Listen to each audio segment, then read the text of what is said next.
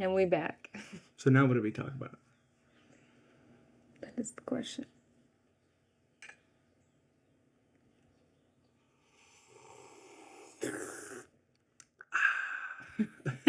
All right, everybody. Thanks for joining us. Lindsay and Jeremiah Kilps here. We're taking a little bit of time right now. We wanted to have a bit of a longer video, kind of more of a podcast style, where we just sit and talk a little bit about our life and go a little bit more in depth into some of the things of what does it look like to do ministry here. What does it look like to be a family of four that kind of 6. Yes, yeah. 4 kids, family of 6, 4 kids, that, leave a place and kind of uproot and be rerouted for a time in a season and to do ministry. Kind of, what are the highs and lows of the Kilps, Kilps family life? So, and even just on my heart to share something a bit more real, something that we are actually walking in. I think it's just vocalizing that the internet is full of perfectly curated or very strong opinions and things like that. And I just don't desire to be just more white noise. I long to actually connect. And I think most people do. So we're just going to share what's real in our process and bring you into it. Awesome. Sweet. Yeah. Okay, well, let's start off with a high or a low and a high. So let's start off with Lindsay for you. What's a thing that you're like, oh man, this is a challenge. This be a struggle. And then we'll do kind of a counter to that. What's Are we starting off surface and then we going deep, or we You can do however you would like to do nose diving in? You can nose dive in. You can just however you want to. You can take the big kahuna out immediately and just wha-bam.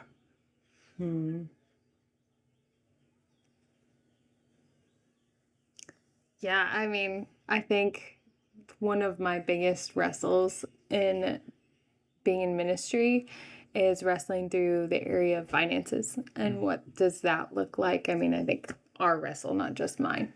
But what does it look like to raise finances in this day and age, but yet trust the Lord and have faith for that He will provide? And then practically support raising's hard. Yeah, it's hard. So that's a whole big thing that we could talk about for a while, but that's definitely one of the hardest mental and spiritual wrestles, I think, at the moment, and for a couple of years actually.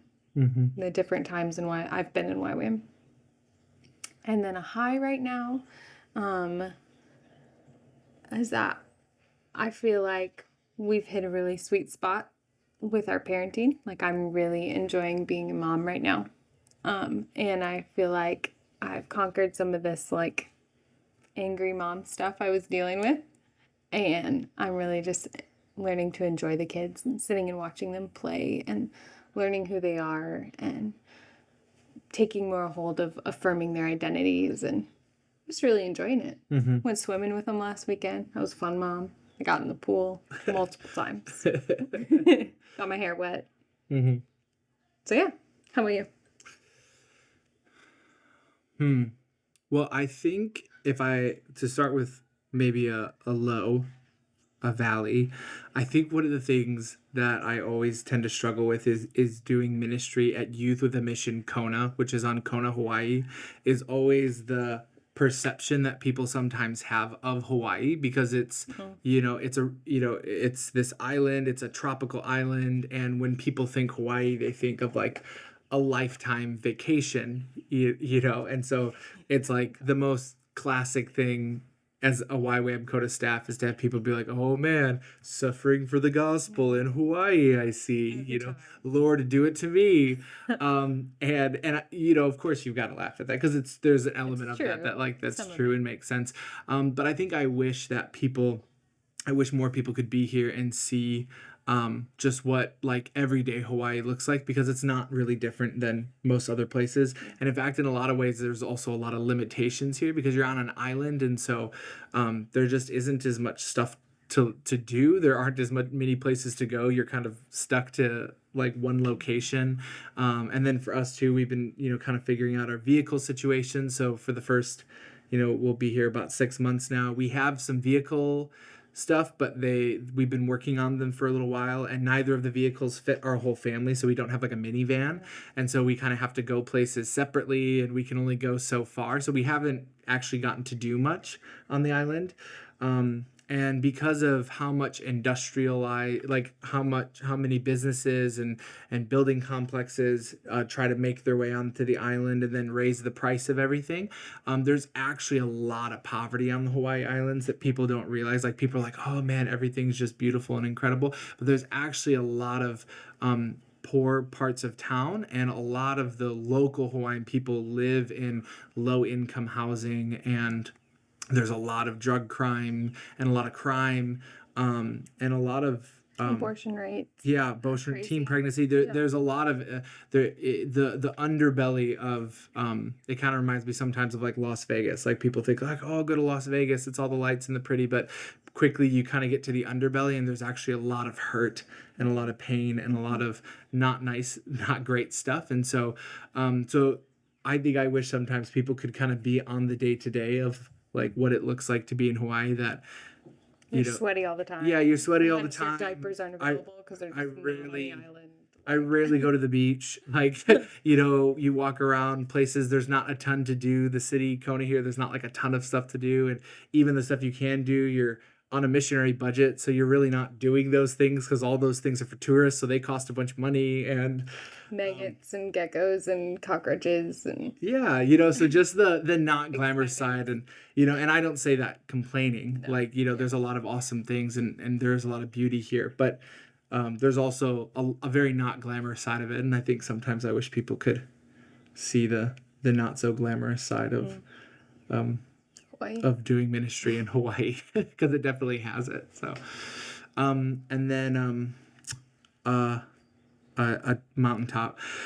Man, I'm gonna probably ride on yours with parenting. Like, I've really enjoyed in this season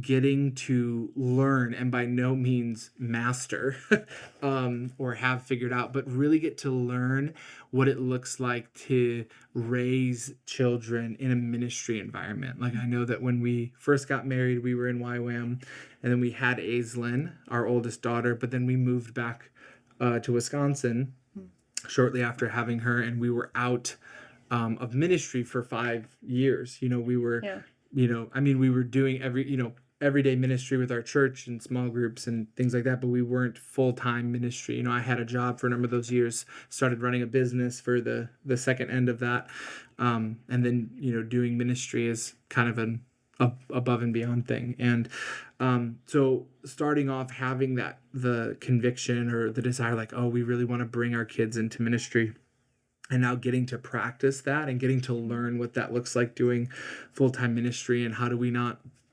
make the ministry the main thing, but how to to always remember that out of all the people that I'm going to impact in my life, out of all of the disciples that I'm going to have inevitably throughout my life, that the people that I'm going to make the greatest difference in it's going to be my children, and that if my heart is to disciple people who love the Lord, and to go and change the world, to go see his kingdom come, it's like, well, the best opportunity I have to do that is to then pour myself into my children and to disciple them, and point them to Jesus, and that they would be lovers of Christ.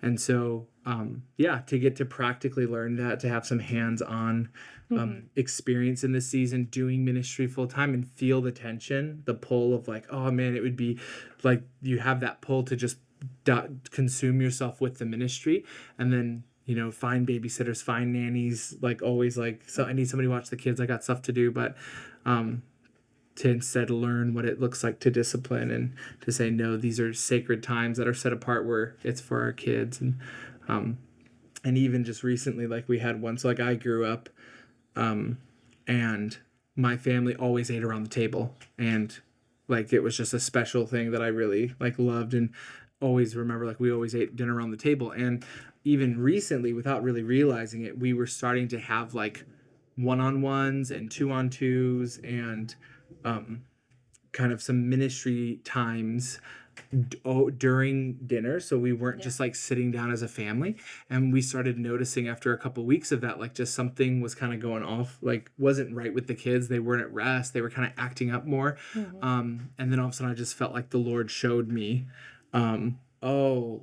here's this time, like this kind of right before dinner, and then until they go to bed, like this really needs to be set apart time where we're ministering to our children. And ministering obviously can just mean you're playing with Legos on the ground with them, and that's what ministering to a 4-year-old looks like. Usually just being present and seeing them, but realizing like, oh, our ministry has started to encroach on that space that's supposed to be set apart for our kids. We were able to say, okay, like new Kilps family rule, we don't do ministry over dinner. Like that hour before dinner. The 4 to 7. The 4 to 7 is like, nope. Yep. You can come be a part of what we're doing here, but I'm not, no structured ministry. You're gonna just push my kids. Yeah, you're gonna come and watch me parent my kids if you come during that time. So I think that's been something, to just agree with you, that I've enjoyed. So yeah. All right, give me another one. And this one, it could be either, whatever comes to your mind. So it could be high or low. Totally. I had just thought of one, and it went away. Let's go. Lord, bring it back. Oh, a low is laundry on campus. When we talk about lows, I feel so complete, but it's just real. Like, to go from having a washer and dryer like on the same level as everything in our house available to me whenever I need it, to having to sign up for laundry, drag it outside all the way up the stairs. It's like tucked in this tiny little closet. We're 6 people. My kids are constantly outside. Everything's very dirty. Like, all the clothes are very dirty. And I just do it once a week because that's what I have time for. And then you got to hope no one has like snuck their laundry in during the hour that you blocked out. And then it costs $1.50 to wash. No, $1.75 to wash and $1.50 to dry. And you can't really air dry in Hawaii unless it's like a big sheet, because we're 6 people. That's so many clothes. There's not really like anywhere to hang dry, and things get moldy really quick. And so you have to use dryer. So we are spending easily $50, $60 on laundry. That's not including detergent. It's not including, all like stain remover. That's like just the machines. We're easily spending $50 to $60 a month on laundry. And then if anyone throws up or wets the bed or poops in their swimming suit, which happens a lot, then it's more. So that's just not like, I don't mind laundry, but here it's just like there's so many like hurdles, and then just to feel like I'm spending $60, but it's just like it's hard. It's rough for me. Hurts my heart a little. Just want to do laundry. Yeah. Cool. Well, I'm gonna go to one of my one of the high points, the things I really enjoy about being here, is I really enjoy that Wham Kona is the largest of the Wham bases. So I think there's like 1,800 YWAM bases in the world or something like that. It's something crazy, like nations all over the world. There's YWAM bases all over the place. And Wham Kona is the largest of the YWAM bases. And one of the benefits of that is that it's kind of like a hub. It's kind of like a, what would you call it? Kind of the queen beehive of all the YWAM bases. And so we get a lot of people who come through from different YWAM bases to speak in schools, to visit, to connect with the base leadership of this YWAM base here. And because of that, we get to hear about what God is doing in the world quite regularly, and that's so That's very encouraging. cool. If you feel that your heart needs more encouragement and vision of what the Lord is doing in the world, I would highly encourage you to check out Wham Kona's their YouTube page. You can sign up for their newsletters that they release Instagram. quite regularly.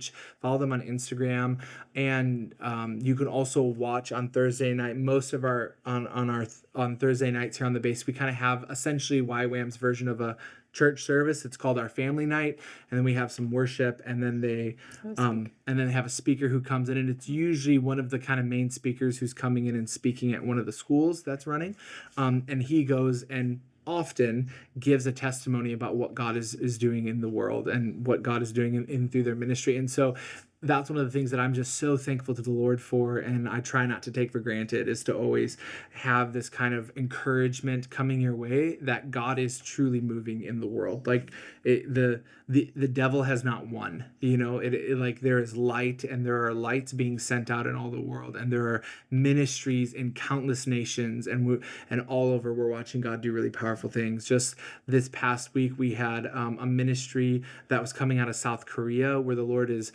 speaking to them about raising up young people who are worship leaders, who are going to go into the different places of society and see the good news preached, and to see transformation come. So people who want to go and run moral, integrous businesses that glorify the Lord, and to see people who are going to start churches and worship ministries, but as well as people who are going to be teachers and see schools raised up. And there's a whole ministry in South Korea that's already seen I think, Thousands. yeah, thousands and thousands of young people come through its ministry to influence Korea for with the gospel and for the kingdom of heaven.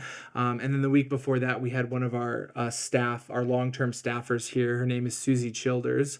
Highly encourage you to look her up as well, and get her information. But she just came back from, what was it, Nigeria, and she told us the whole story about Nigeria is divided in half right now. Between the southern part is the Christian part of Nigeria, and the northern part of Nigeria is the Muslim part of Nigeria. And she came back and talking about just the tensions that have been going on between that, and a lot of the persecution of the Christians on the Christian side of Nigeria.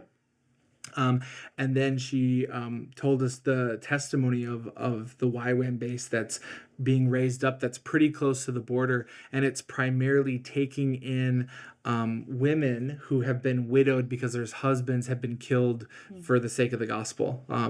And they have like hundreds of women now that are going through this discipleship school, and they're becoming prayer warriors and intercessors and evangelists that are praying to see the spirit of Islam broken in the northern part of Nigeria, and the gospel go in. And so they're forgiving the people who killed their husbands, and they're just doing such incredible things. And the testimony of what the Lord is doing in them, they are of their own accord choosing to stay up all night and intercede for those men that killed their husbands, and they're choosing to intercede for revival in their country, and they're raising up their children to love the Lord, and they're learning how to garden and how to sew, and like, just incredible. Yeah. So good. And then a couple weeks before that, we had a man named Dr. Michael Brown, who's a pretty well-known theologian, who came in, and he talked to us a bit about just revival and some of the things that God is doing in the world. And a bit about how, kind of comparing it to the Jesus movement that happened in the 60s when the sexual revolution was going on. There was also a revival going on being called the Jesus movement. And then he talked about some of the highlights and the great things about that movement, and then some of the things where that the church fell short in that movement, and how that as we're believing for revival in America, I'm sure many of you have heard about some of the outpourings that's happening at Asbury University and other universities around the United States. And so as we're believing and praying that the Lord wants to bring a revival and awakening to our nation, to the nations of the world, some of the things that we can learn from looking back at the past revivals that have come. So just a couple examples of getting to have people who've come through and talk about really amazing and incredible things, and to just be filled and encouraged. So again, if any of you are feeling that you need courage and some vision in your life, I'd highly encourage you to, get the newsletter of Wham Kona and follow some of the social media platforms, and watch the Thursday night gatherings, because I think you'll really be encouraged by that, as we talk about and learn what the Lord is doing in the world and get some vision. So that's one of my favorite things. Jeremiah's visionary heart is just on cloud nine all the time. Truly. Very much so. Not that mine isn't. You're just more visionary than I am. Truly. Don't hear what I'm not saying. I don't. That a high that I am just absolutely loving and drinking in this season is the teachability and the culture to be discipled on this campus. And it doesn't matter how old you are or how young you are. It is expected that you are coming to be teachable, and that there are really no areas of your life that are off limits to be taught and discipled and brought under the lordship of Christ, which serves everybody. It serves the young person that's coming to do a DTS, and it serves the old person that's coming to disciple and to learn. And it's incredible, like a culture of teachability, and that the Lord can speak to me, or my leaders can speak to me, or my peers can speak to me about anything that needs to be brought into submission or changed. It just creates this place where God's presence can rest, and holiness can be something that is actually sought after. So even in my own life, like, there are areas that seemed like they were really good, and then the last 6 months, the Lord, and through testimony and through marriage and friendship and parenting and all the things, like, it just, the Lord has touched and been able to refine, just being in an atmosphere where that is something that we go after. I think sometimes in normal life we are just really just okay to live a mediocre life, and here there's just such a culture of, like, we want everything that we can get out of this season. We want everything that the Lord has, and so there's nothing that is too costly to set aside that would hinder me from following Jesus. So, like, this last month, I didn't feel like necessarily the Lord asked me to, but through Jeremiah and then another one of our school leader friends, I was just provoked to set aside social media and Instagram. And it's something that I enjoy, and, I'm able to update people, but it was something that I just felt like, well, there's this invitation that I would not be clouded, and that I would not fall into comparison or just any of that. And, like, why would I not set it aside so that I could have all that God wanted? And just this last month, feeling like my head was so clear, I was better at parenting, I was more present, I was better able to engage with what the Lord had. I just locked into reading my Bible more every day, and just, like, this culture of teachability and just going after holiness is such a precious gift, because when it's a community that all does it together, there's just a grace to do it. It comes easier, feels like. So it's a really precious gift on this campus, and you just see people getting free of porn addictions and of like self-harm and of comparison and of, like, even just, like, sarcasm and speaking, like, poorly of each other and gossip. So any, like, really big things and small things, like, the Lord is just able to touch all of those things and sanctify them. And I think that's so special in a community and something we need more of. But I love that about being here. Wow. That's awesome.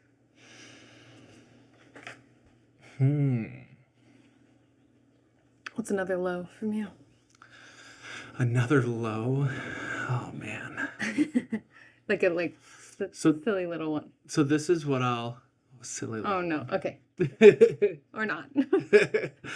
So this is what I'll say, because this is kind of a both. And this is a really, I think a necessary thing for us as believers to understand is, we hear often in the church, and we kind of go back to this question of the book of Acts and what does it look like to live out the book of Acts.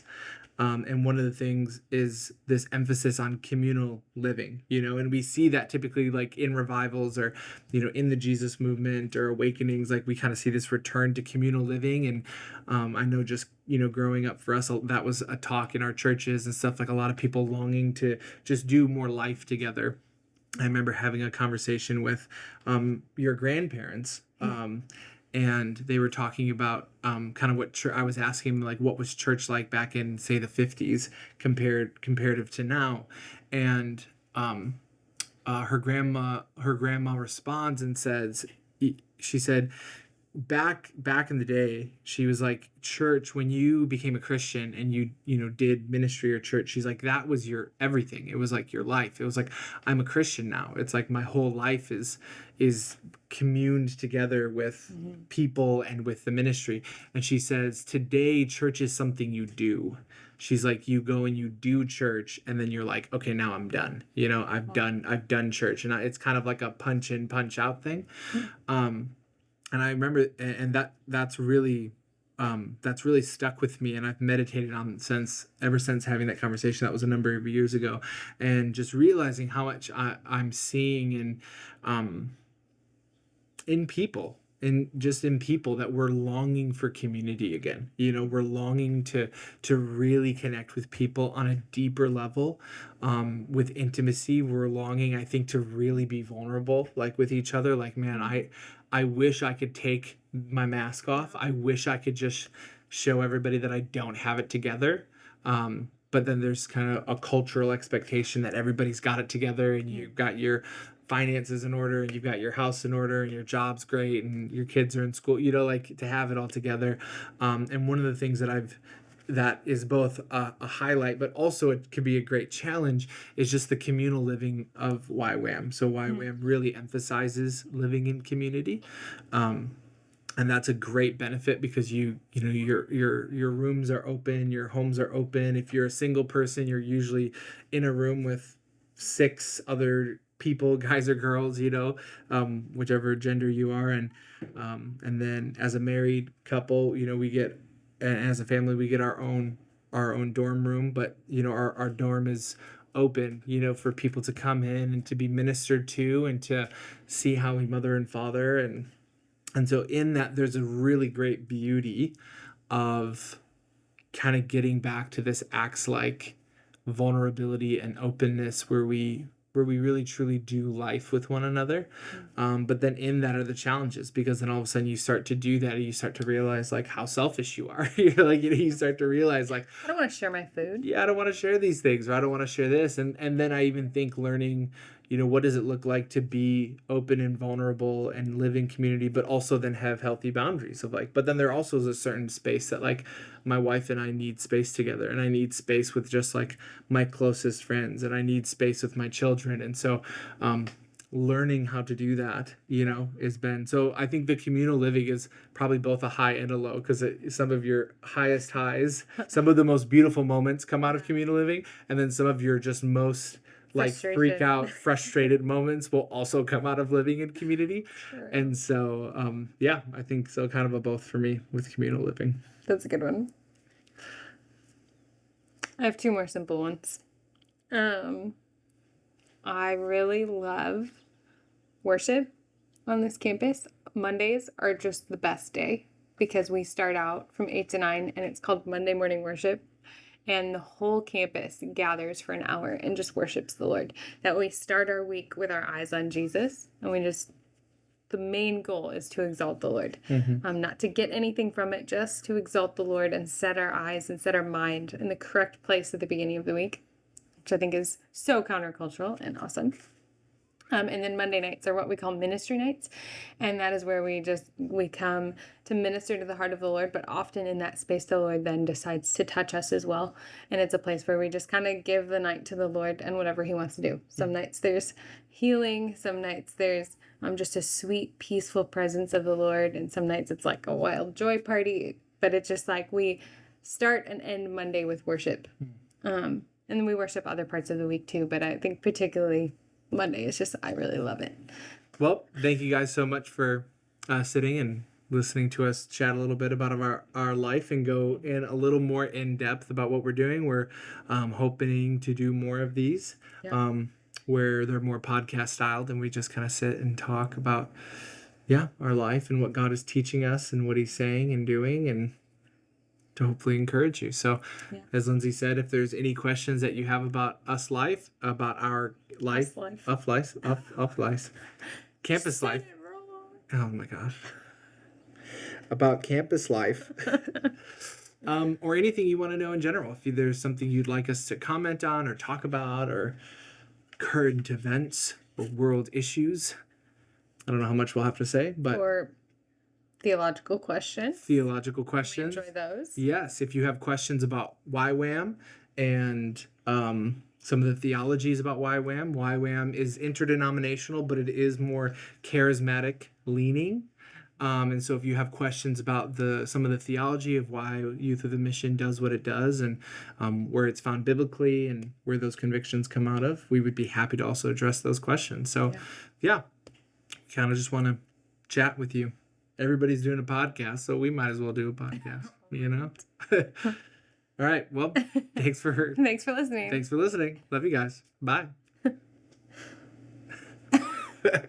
Perfect. Great. I think we're doing better at being ourselves.